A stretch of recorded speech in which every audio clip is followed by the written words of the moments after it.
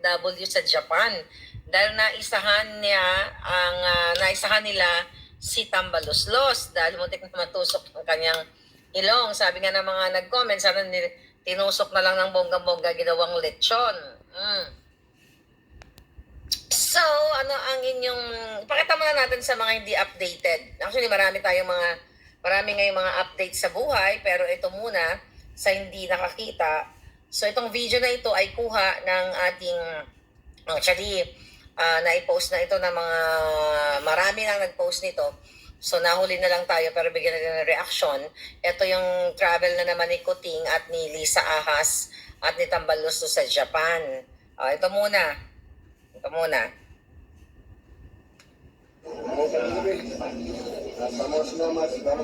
Support Inday Sara. Saan yung camera? Speaker lang, Inday Sara.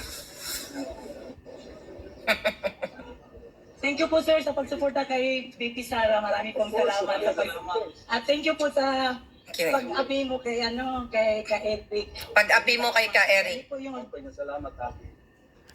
Thumbs up pa. nandito Ang na gago. po si Diyan na si Kuting. Pati si Garapal nandun din. Mukha ng plastic. Plastic, oh. Very nice. We love you, President. Thank you so much. With the best spirit I love you. Tiyan mo, tumalikod ka agad. Walang sincerity. Ito pa isang demonyita. Okay, thank you po. Good luck ang Okay, mata. alright.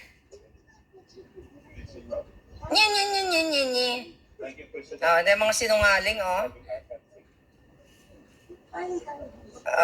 Tiyan mo, nagbagong mukha pa talikod. Demonyita talaga. Nakita niyo ang kaplastikan? Anyway, mga palangga, bigyan natin ng explanation.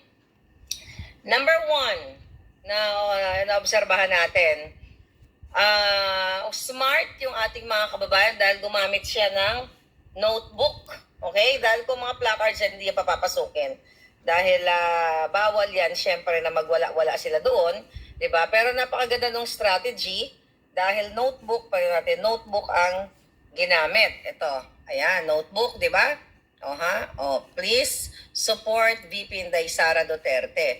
So definitely, itong mga palangga natin, si Sir, ayan, taga Waray-Waray man, kasi narinig ko, nagbisaya.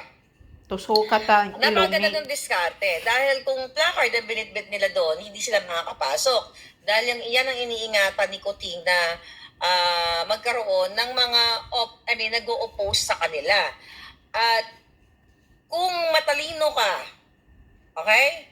At kung suportado mo yung tama, itong mga taong ito na nagpakita ng suporta kay Inday Sara, sinampal nila, kumbaga, ang pagmumukha nitong mga tatlong hinayupak, si Kuting, si Tambaluslos, at si Lisa Smugs, di ba?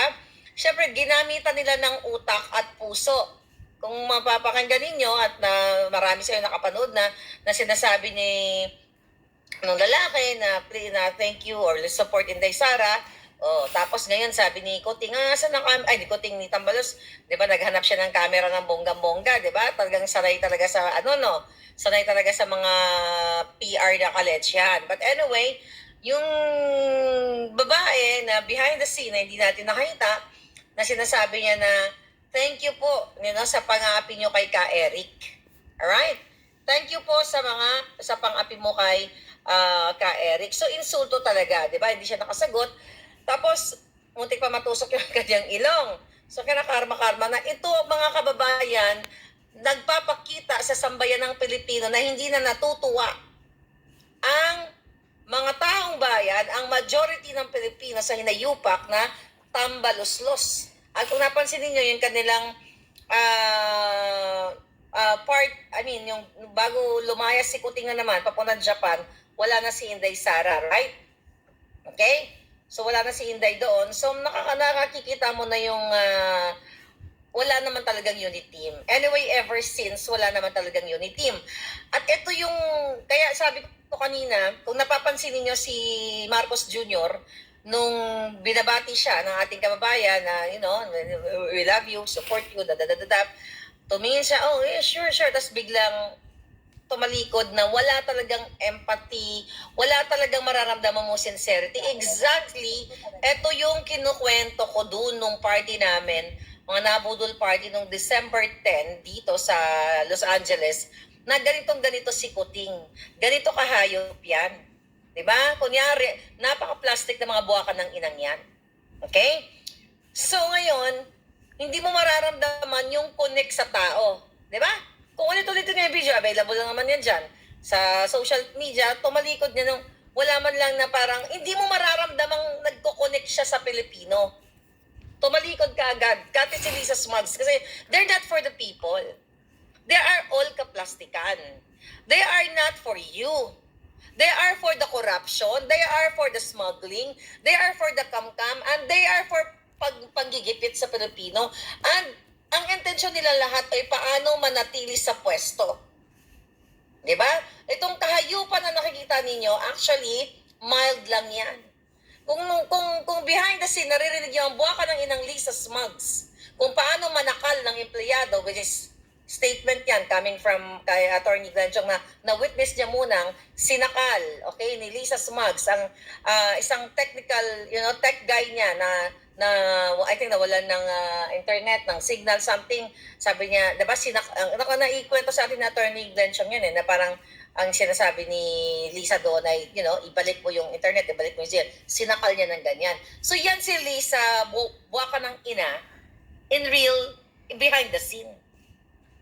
Nakita nyo, kinuwento ko na rin sa inyo na kapag kaharap, actually, kinuwento ko pa nung December 10 nung party, kasi yung mga palangga ko, nakikinig sila na sabi ko, eto yan si Kuting. Wala yang amor sa inyo. So, tingin ni Kuting, dahil siya ay ipinanganak, di ba? Na ipinanganak siyang hindi siya naghirap, hindi siya nagtrabaho, kundi nagparty lang ang buwaka ng ina at nagnanakaw at nagpupulburon. So, hindi niya nararamdaman yung ordinaryong nararamdaman ng mga ordinaryong Pilipino. Kaya nga wala siyang pakalam. Dahil mo, lumipad siya ng Japan, yung mga biktima ng bombing, yung mga biktima ng lindol, niha-niho, hindi niya dinalaw. Diba? Nagpanggap siyang may COVID, nagpanggap siyang positive. Alam niyo na yan. Na after 2 days, mahigit. Diba? Nagkulong ang buwakan ng ina kasi tamad yan. Okay? Oh.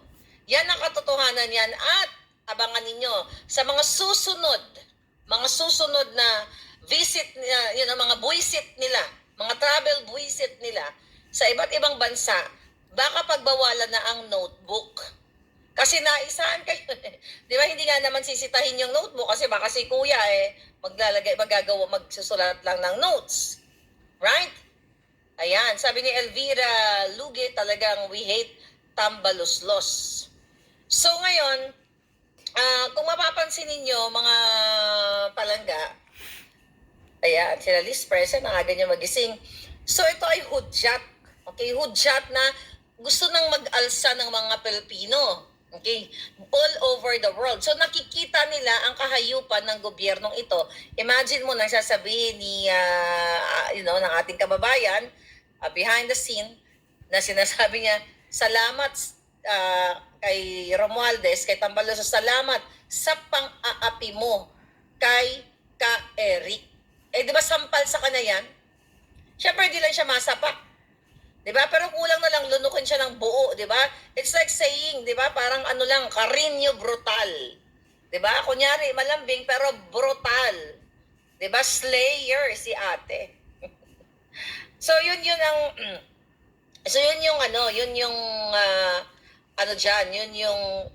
alright. Yun yung nakikita natin dyan. Kaya itong mga hayop na itong mga buwaka ng ina, na pamilyang ito dapat durugin sila ng pinong-pino at mawala na dyan sa pwestong, hindi naman talagang ibinigay ng taong bayan. Dahil again, papasok na naman tayo ng issue na ang buwaka ng inang Lisa Smugs, ang leader, yung reyna ng smuggler, reyna ng pulburon, reyna ng bribery, reyna ng kawatan, yan lahat ang punot dulo ng kahirapan ng Pilipinas dahil yan ang nakipagsabwatan sa Smartmatic, nakipagsabwatan sa pamamaraan ng pakipag-meeting, sabwat at yan ay galing again sa statement, signed affidavit ni Attorney Glenn Chong. So yung buwaka ng inang kaplastika na Lisa na yan na isang basura, yung buwaka ng inang basurang lasinggera, pulboronic, kamkamera, lahat na. Dapat mawala na yan dahil yan ang nagpapatakbo ng Pilipinas. Kaya kayo nagkakahira dahil sa putang inang yan. Yan ang totoo dyan. Kaya dapat kumilos na kayo, nakikita ninyo. Siyempre hindi ka naman pwedeng manapak doon, hindi mo na pwedeng sapakin si Lisa Smugs doon. Kaya yun yung way out of frustration ng mga kababayan natin, yun yung way nila na sampalin ng mga jutang ginemes ng katotohanan. Di ba? Ang ganda-ganda ng drama, pero I'm glad ginawa nila yan. I cannot do that. Kasi kung ako na dyan, talagang, kasi yung pangkulam ko. Talaga yung pangkulam ko. So, kung ako na dyan, hindi po pwede yung ganyang mga eksena. Nabait-baitan ako. Actually, kahit ako sa magpunta palangga, dala ko yung bigay ni Attorney Glenn yung na pangkulam. Kaya kung ako ang nandiyan dyan, hindi ako, hi sir, ganun-ganun. Tutuslukin ko agad ang butod ni Lisa Smugs. Para what? Para lumabas na yung mga pera ng bayan na itinago niya. So, ayan, mga palangga, tutuslukin ko agad yung butod kasi yung budodal ko, hindi naman butod, di ba? Yung kipay niya, talaga, gaganunin ko talaga yan. So, mga lutang-lutang, mga baka ng ginang yan. Alright. Ngayon, mga palangga, Edna, parang pinagpapractice nila yon. Sabi niya, ang galing, di ba? So, sign yan. Yan po ay pagpapakita ng pag-aalsa na hindi natutuwa ang mga OFW, particularly ang OFW na binudol nitong hinayupak na Lisa Smugs na to, may puso pa. Dapat, wag yung puso na yan, dapat yan, sungay ang nadyadyaan, di ba? Yung na yan, yan. Pahiya si Tamba. Sabi ni Salo, kaya ikaw buha ka tayo ng Lisa ka, pag ito nagkaroon ng superpower yung aking stick na ito, ang aking wand na ito, tatagos talaga to ng bonggang-bongga sa iyong butod. Right? Deserve ni Tambaloslos, sabi ni Happer PA. And laban lang kasama ang bayan. Huli ang nagsakit-sakitan na kuting, sabi ni Merlin Mandy. Exactly, di ba? Sakit-sakitan niya. Binubudol na kayo, binababoy na tayo. Kaya nga mga military, ano pang ginagawa niyo? Ulit-ulitin ko, di ba? Walang unit team. Ang unit team ay para lang sa kanilang mga damuho, para sa kanilang pagnanakaw. Ang unit team ay para sa kanilang pangangamkam, pag-i-smuggle, lahat. Diba? Pagpapanalo sa loto't maya-maya, yan. Sabi ko nga, okay lang sana ko ang nananalo, totoong nananalo, kaso sila ang nananalo ni isa sa jutang ginemes na senador at kongreso walang gustong mag-imbestiga kung sino yung mga tarpulanong yan na ipinanalo ni Mel Robles na kasabwat ni Lisa sa pangangamkam at paniningil ng mga bribe money at pagbibigay ng payola. Yan ang katotohanan. Kaya tignan mo yung putangin ng mga pagmumukha nila. Manas na si Kuting, malapit na yan. Dahil itong stick na ito may power to. Itong stick na to ang kukuha sa kanila at maglilibing sa kumunoy. Right? So talagang kukumunoyin talaga sila. Ano to? Sana tinuluyan tusukin ng mata. Oo nga. So, yeah, Pedro Roque, tabingi na nga tabingi mo ka na mamagana. So yan ang Chino, Mera Bueno, Casey. So yan yung yan dapat niyong tutukan. And by the way, maiba ako. May lumalabas na anggulo, okay? May actually habang nagda-drive ako, nagpop-up lang. May lumalabas na anggulo na mukhang may kinalaman si Gwen, okay, si Mumu Gwen ng Cebu sa yung pagkamatay ni Doktora Burden, Rowena Burden, na isa din kalaban ni Kuting yan dahil hindi siya bumaliktad si Dr. Burden. Kumbaga, nagkampi sa katotohanan, nagkampi sa taong bayan, supporter ni Kuting, at iniulat niya o in-expose niya yung kapekpekan nitong si Gwen Garcia na bumibili ng boto. na hindi lang boto, pati boto ng mga kalalakihan, binibili ni Gwen Garcia ayon kay Burden. So mukhang, hindi ko kasi alam, wala kasing update kung si Dr. Rowena Burden ba ay nakulong ba siya for a while. Baka nilason siya sa loob ng presuhan for a couple of days, pinainom siya ng tubig or something, di ba? Yan dapat ang tutukang imbestigahan dahil kung may nangyaring ganyan, dahil napakalakas ni Dr. Rowena Burden. So kung may ganyang anggulo, dapat i-autopsy yan, mga kababayan. Pero sa Pilipinas ay napakahirap ng hustisya dahil sa mga buwaka ng inang ginagamit nila at inaabuso nila ang kapangyarihan. And dito sa mga palangga ko, meron na bang statement yung family ni Dr. Rowena Burden? Totoo ba na siya ay binawian na ng buhay? Kasi napakalakas niya eh. Wala naman, tsaka hindi naman siya majoba, hindi naman siya butod. Katulad ni Lisa Smugs. Si Lisa Smugs, pag inatake yan ay kapanipaniwala kasi nga laklakera. Polboronic at lahat ng bisyo nasa bigaon yan, di ba? Kung migaon si Nograles, mas migaon itong, pare-pareho lang silang bigaon. Pareho lang silang mga alpotera. Oh. News blackout sa Cebu Sinisipon tuloy kay ako. Doc, sabi ni Edita Moleno. So, i-echo natin ito mga palangga, i-amplify natin ang issue kay Doktora Rowena Burden na nabawian ng bahay. Wala akong nakitang mga mainstream media na tumututok dito. Kasi, hindi, di ba, ang natatandaan ko na, di ba, kinasuhan siya, may warrant of arrest siya, tapos supposedly magbe-bail siya, pero I think that was during the weekend or holiday or something. So parang baka na-detain pa siya for a couple of hours ba or one day, I'm not sure with that. But nakakapagtaka na bigla-bigla na lang na binawian ng buhay si Doktora Burden. So at based doon sa post ni pangalan nito ni Gwen ay mukhang meron siyang kinalaman. Okay? Hanapin ko lang yung pinost niya dito. Alright? Ito mga palangga. I think 3 days before na wala si Doktora Burden, ito po yung post nito ni Gwendolyn Garcia. Ayan, sabi niya, Karma's just sharpening her nails and finishing her drink. She says she'll be with you shortly. Yes, you, sweetie. So, mayroong, ang gaba, dili magsaba. Okay? So, yan yung kanyang post ni Garcia. So, yung her, pwedeng si Rowena Burden yan. So, kaya nga, dapat marinig natin yung pagsasalita ng pamilya ni Doktora Burden. Baka nilason siya. Okay? I don't know. Kaya don't trust, mga kababayan. Diba? Kaya kung hindi ako nagtitiwala sa mga jutang ginema. Kasi kung hindi ka nila kayang harap-harapang barilin, pwede kang lasunin. Okay?